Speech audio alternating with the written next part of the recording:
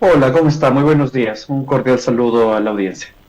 ¿Cómo está, Marcelo? Les cuento que con él vamos a estar conversando algunos temas acerca de la Asamblea Nacional, qué está pasando, qué está sucediendo en realidad, cuáles son las expectativas. Así que él como experto nos va a guiar en este tema.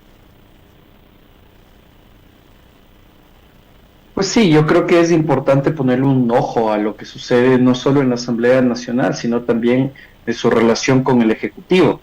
A la larga, pues comprender esta pugna, el conflicto que actualmente estamos viviendo es lo que nos permite como ciudadanos evaluar si es que el accionar de los asambleístas y el accionar del presidente de la República es el que hoy por hoy necesitamos de cara a que se puedan enfrentar los problemas que nos afectan en el día a día. Así es, estimado Marcelo. Y bueno, coméntenos, hace poco estábamos conversando en estos que la Asamblea Nacional va a empezar a visitar todas las provincias del país. ¿Qué usted piensa en relación a ello? ¿Qué tan urgente es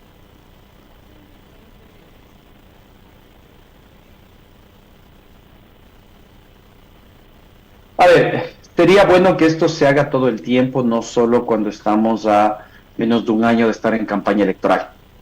Creo que por ahí está el problema. El hecho de que la Asamblea Nacional tenga mecanismos para poder acercarse a la ciudadanía, ya sea a través del bus de la Asamblea, ya sea a través de las casas legislativas o cualquier tipo de mecanismo que garantice mayor rendición de cuentas y participación ciudadana, es bueno. Eso es lo que tiene que esperarse de un poder legislativo. Pero insisto, el momento parece que lo que busca es posicionar a los asambleístas en territorio previo a la nueva candidatura para una reelección en lugar de respetar fielmente su mandato constitucional de promover el control social, perdón, promover la rendición de cuentas y la participación ciudadana. estimado Marcelo? Y bueno, también estamos conversando acerca de que sustituyeron el juicio político a Wilman Terán como, diría yo, la excusa de garantizar su derecho a la reelección. Bueno, en este caso no es una excusa y en eso hay que ser súper claros.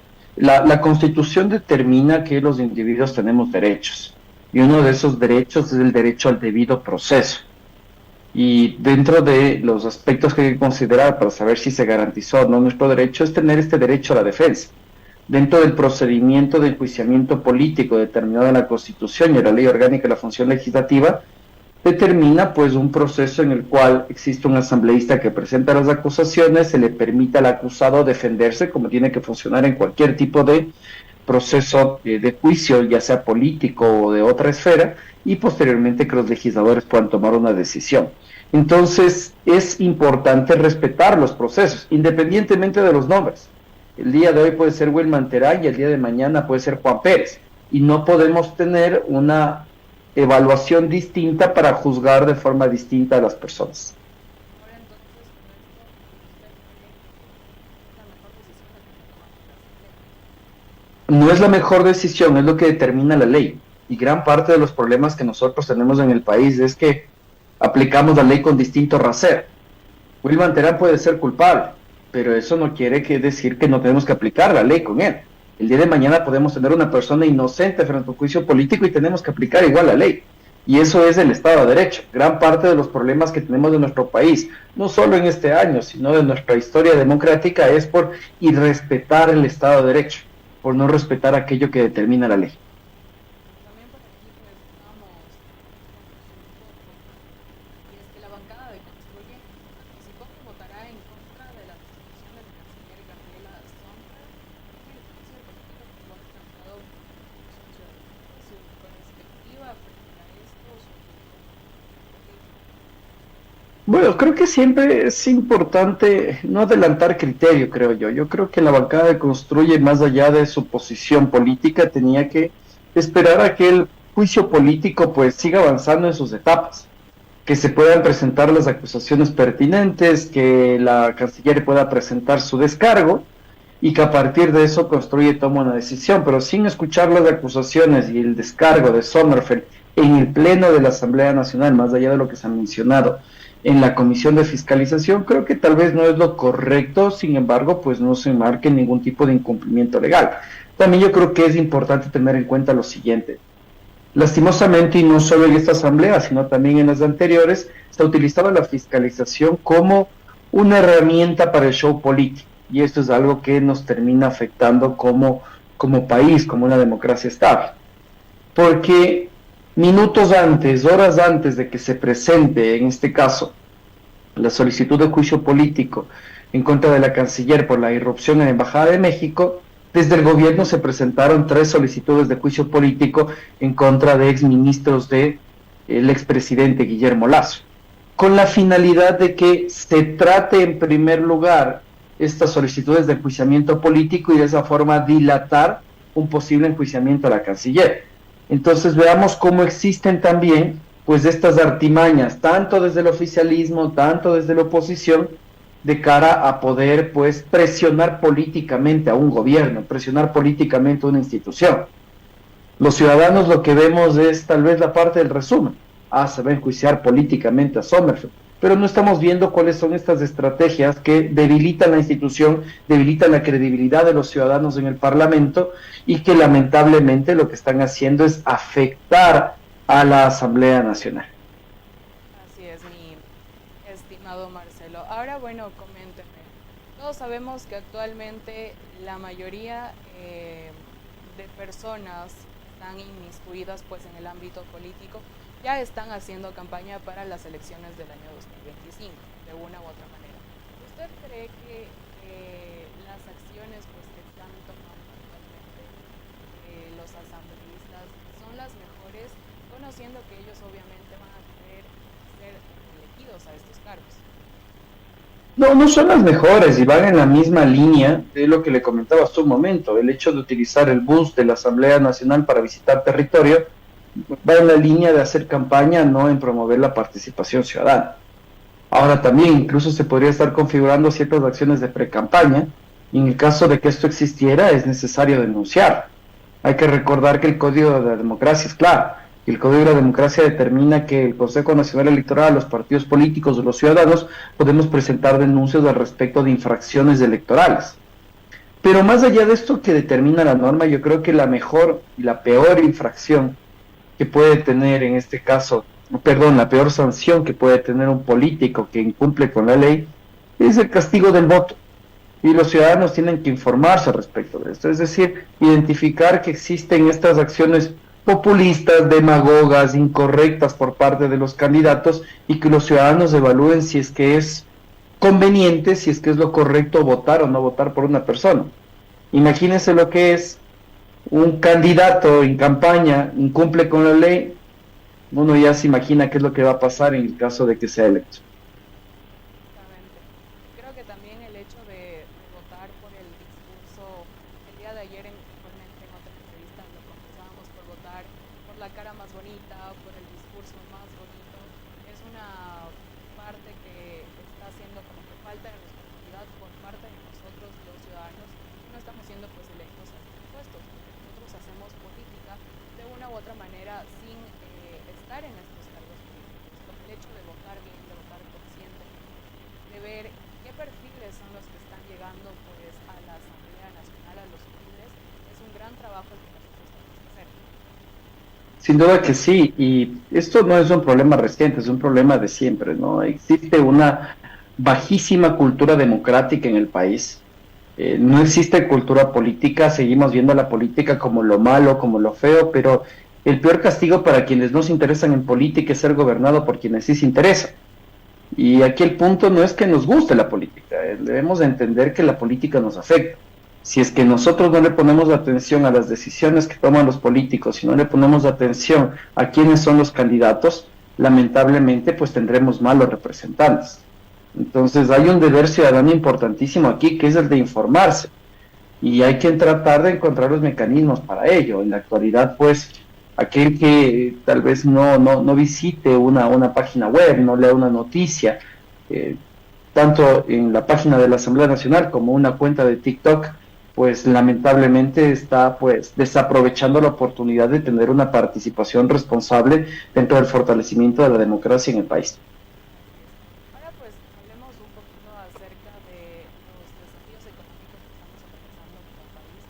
¿cuáles son las medidas que se están tomando a través de la Asamblea? A ver, yo creo que aquí más bien tenemos que tratar de identificar cuáles son los roles que tienen las distintas funciones del Estado de cara a poder garantizar un desarrollo económico. Pues hay que ver si es que, por ejemplo, en el ámbito tributario hemos tenido una serie de aumentos en los tributos, aumento de impuestos, que siempre tienen que ser iniciativas del Ejecutivo y el Legislativo es quien tiene que aprobarlas o negarlas. Aquí los asambleístas no pueden crear impuestos ni eliminar impuestos, solo el presidente de la República. Y en los otros aspectos que nos pueden garantizar un mayor desarrollo económico, tal vez tenemos los aspectos referentes a legislación en el sentido de poder generar un ecosistema de mayores oportunidades laborales para los ecuatorianos. Pero también pues han existido, y esto creo que hay que ser sensatos, ciertos aspectos, ciertas situaciones que le atan de manos a la Asamblea Nacional. Muestra de esto es lo que sucedió con la pasada consulta popular. Acuérdese que una de las preguntas que se negó por parte de la ciudadanía era la reforma precisamente para tener un contrato por horas y que de esta forma existan mayores oportunidades laborales. Se lo entendió como un desmedro en materia de derechos. Entonces, creo yo que es importante identificar que la Asamblea Nacional también cuando tiene un ecosistema en el cual las facultades son claras y la ciudadanía también sobre qué es lo que se busca como mayores oportunidades de crecimiento laboral, la situación se puede venir cuesta arriba. Yo creo que también hay que ver al crecimiento económico como un todo. ¿A qué me refiero? Tú no puedes atraer inversión extranjera únicamente con el cambio de una ley aprobada por la Asamblea Nacional. Si tú quieres atraer inversión extranjera necesitas seguridad jurídica y para eso requieres que la justicia, que el Ejecutivo, así como también pues otras instituciones garanticen esta seguridad jurídica que vuelva al Ecuador un país atractivo para las inversiones. Por otro lado, pues también necesitas un país seguro. Si es que no hay seguridad, difícilmente vas a poder desarrollarte como empresa y también difícilmente vas a poder acceder a oportunidades laborales. Entonces, yo creo que es importante sin duda el rol de la Asamblea Nacional al respecto de la construcción de un ecosistema tendiente a tener un mayor desarrollo económico, pero no es la única institución que está a cargo de esto. Bueno, aquí viene también pues una gran consulta aprovechando. Sabemos que hizo pues la consulta popular. ¿Cuál fue básicamente el resultado como ciudadanía? Usted sabe, pues la mayoría asistieron a sufragar, ganaron, todos no ganaron, y hasta ahí se queda la información. Después obviamente venía el trabajo de la asamblea con 60 días para poder tramitar estas leyes. ¿Qué fue lo que sucedió? Bueno, ya lo que sucede es que hay dos cosas, sí, se tienen que aprobar las reformas normativas al respecto de aumentar sobre todo las sanciones a ciertos delitos y dar más prerrogativas a la policía, a la justicia y a las Fuerzas Armadas de cara a enfrentar la inseguridad. Pero, y esto creo que se advirtió desde varios sectores, esta no va a ser la solución a los problemas que vivimos. Yo creo que los ecuatorianos seguimos creyendo erróneamente que al día siguiente de la consulta popular los problemas del Ecuador se acaban. Y los políticos siguen utilizando las consultas populares como barómetros para poder medir su popularidad y para poder impulsar un poco más su credibilidad y legitimidad en la intervención gubernamental. Y ese es el problema que tenemos de fondo. No creo que existan resultados evidentes en el corto ni en el mediano plazo al respecto de la consulta popular, y es más, y eso lo he sostenido a nivel personal, no institucional, yo creo que esta consulta popular no va a dar ningún resultado porque no nos sirve de nada aumentar, por ejemplo, las sanciones al respecto de ciertos delitos si es que la justicia sigue siendo la ventana de la corrupción, si es que la justicia no es independiente, si es que la fiscalía y la policía no cuentan con las herramientas suficientes para investigar delitos, y pues difícilmente se sancionará a alguien si es que estos problemas estructurales se mantienen. Pero todavía aún más profundo, los problemas del país al respecto de la inseguridad y el desarrollo económico son estructurales. Entiéndase, si un país no tiene acceso a educación, salud o trabajo, pues sus índices delictivos seguirán siendo altos.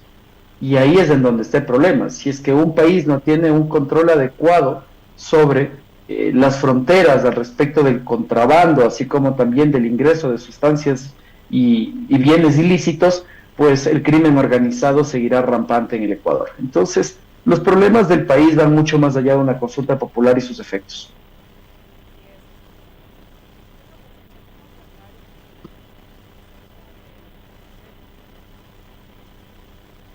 Ha tenido bastantes, no sé si llamarle escándalos, pero ha sido bastante cuestionado, al menos yo lo he escuchado durante las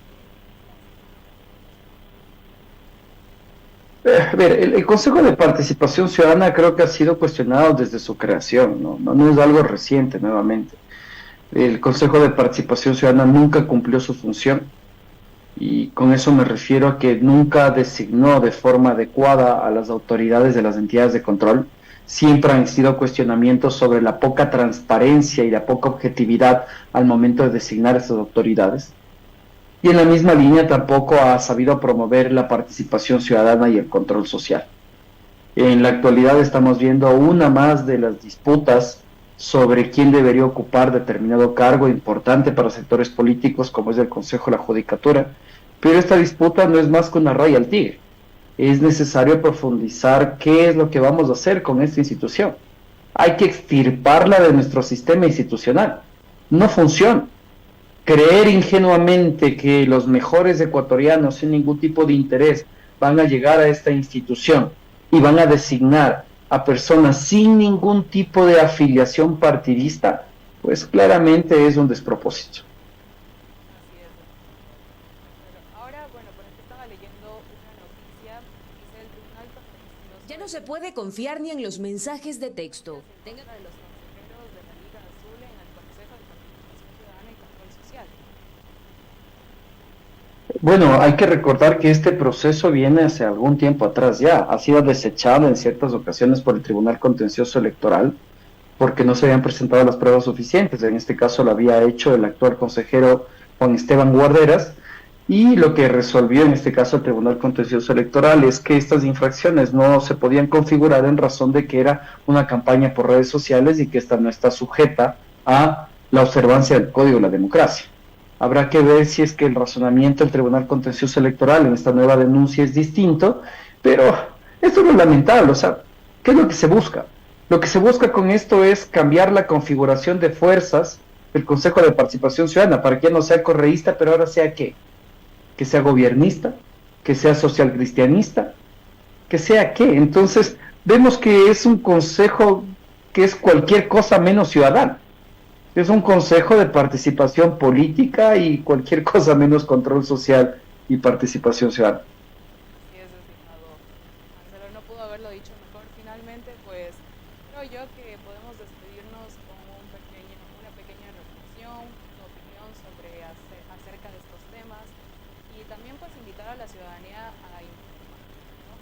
A ver qué se están haciendo, qué se está haciendo en la Asamblea, en el Consejo de Participación Ciudadana y cómo pues como ciudadanos no comunes, pero que no estamos en cargos políticos, podemos aportar a que estas cosas se lleven de una mejor manera.